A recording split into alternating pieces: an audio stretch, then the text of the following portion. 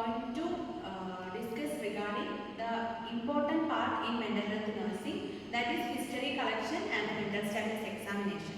So we all know in medical surgical nursing, there we are going to collect the history and the physical examination, and after that we are going to the diagnosis of the patient. So here we need to study more about the history collection, because there is a difference in history collection in mental health nursing.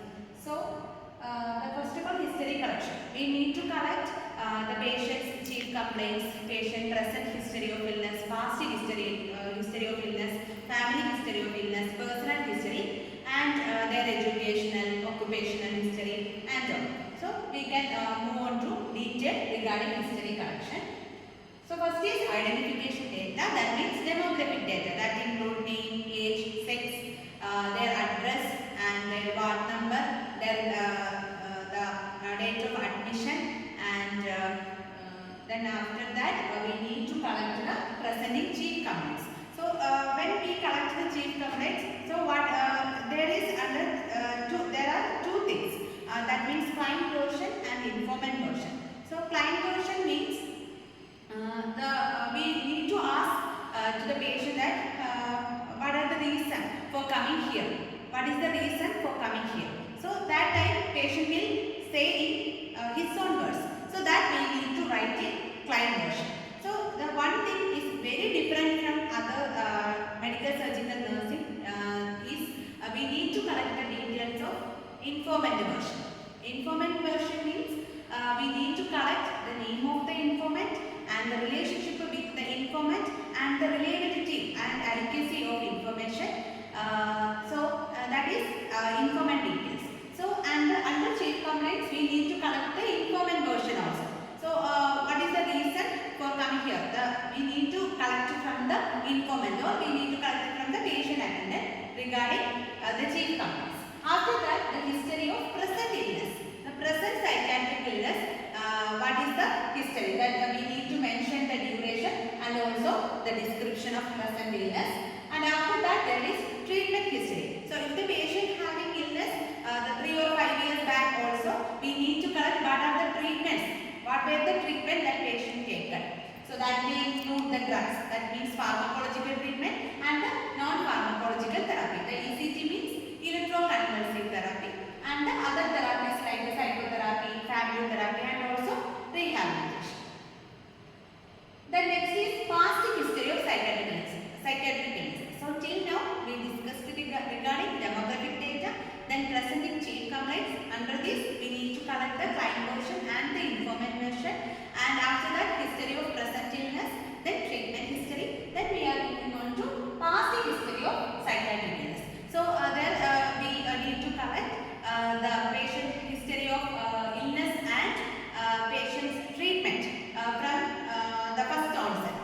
So that is the past history of psychiatric illness. After that, the past history of medical and surgical illness.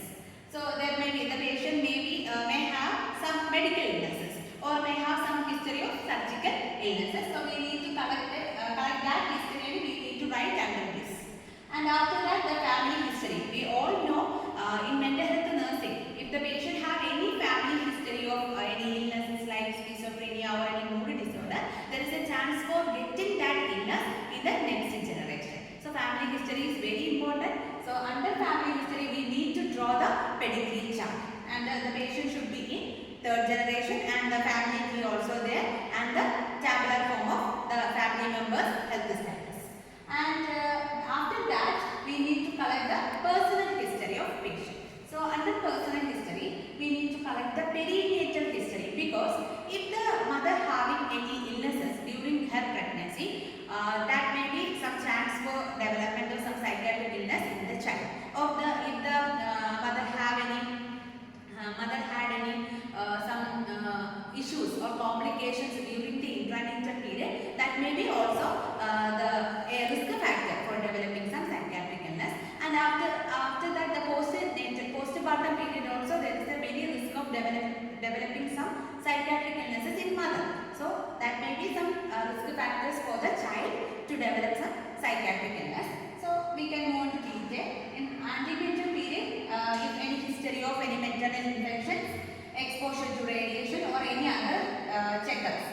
and any other checkup means the patient should have a regular antenatal checkup during the antenatal period. During that is regarding antenatal period. Then intranatal period, we need to mention the type of delivery, that may be normal delivery or the cesarean section, and any complications during the intranatal period, so we need to mention that also. Then that may be full term or premature birth or post-mature birth, that is related to the gestational age of pregnancy. And then birth cry, if the child is immediately cried or delayed the cry, that is also we need to collect from the mother or from the relatives. And any birth defects, if any birth defects like the anomalies, congenital anomalies and all, we need to mention here.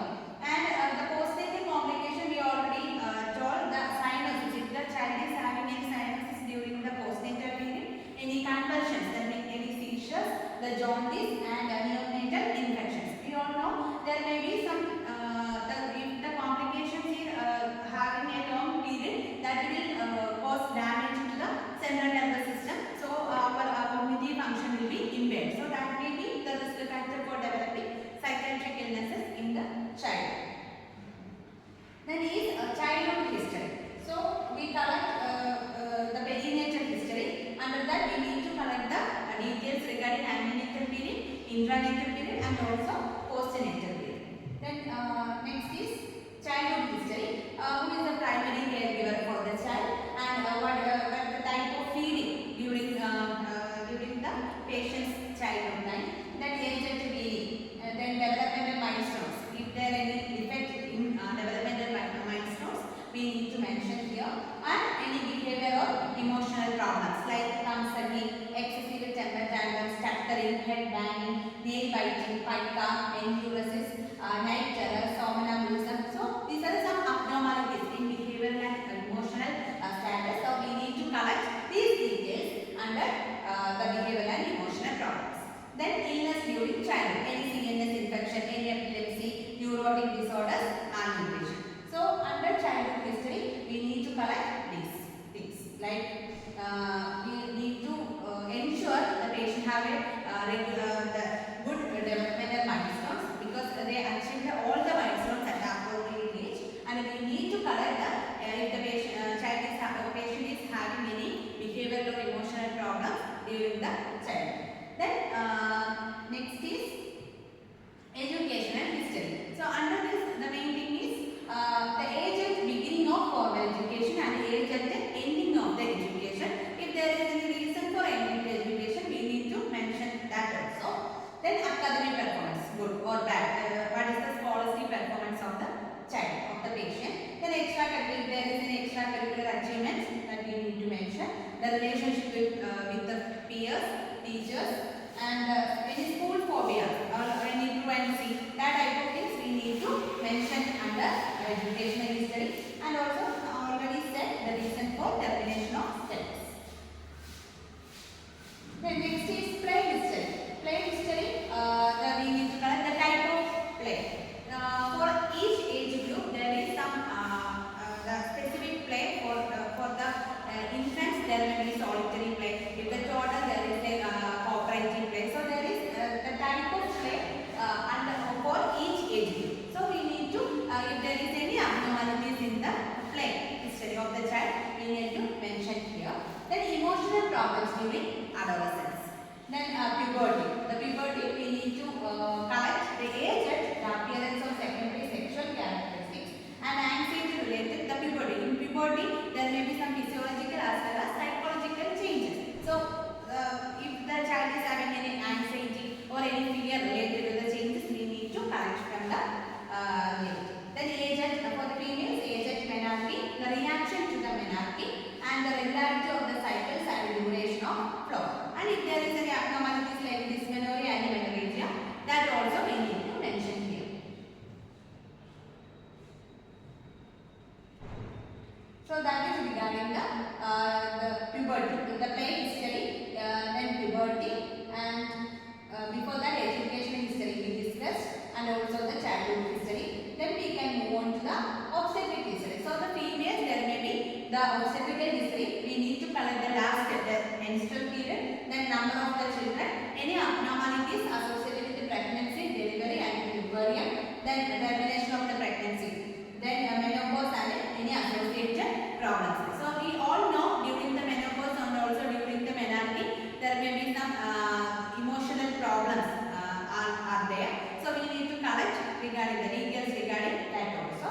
Then occupational history, the age at the starting work, job held in chronological order. If the for example, if the patient is patient was going for the work at the age of 6, so we need to collect from his 16 years of age. So under that 16, when where he is going to work, or he is having any satisfaction with the job satisfaction is there, and at 25 years he is moving to another place. So we need to collect from the details there. If the at the age of 30, if he is moving to another place for work, we need to collect the details. So we need to collect in a chronological order, and the reasons for change and the job satisfaction.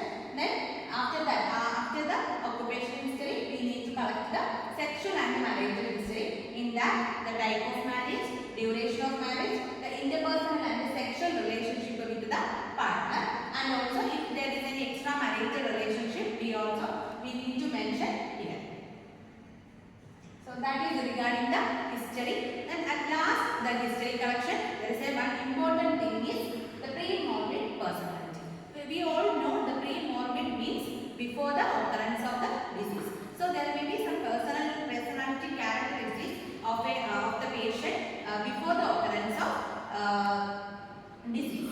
The interpersonal relationship. So how he is maintaining the interpersonal relationship, family and social relationship. So that is a significant thing. Then use of leisure time. So what he is doing during the leisure time. Then predominant mode, that may be optimistic, pessimistic or cheerful, despondent and stable and fluctuating mood. Then usual reaction to stressful event. Then attitude towards self and others, and attitude to the work and responsibility. Then how is his religious belief? How was his religious belief and moral attitude? Then fantasy like daydreaming. The frequency and the content of the dream also we need to mention. The habits. Habits means eating pattern, urination pattern, sleep, and the use of the substances like or the alcohol, drugs, and tobacco. So this is the pre-morbid personality. We need to collect from the demographic data to up to the pre-morbid personality, because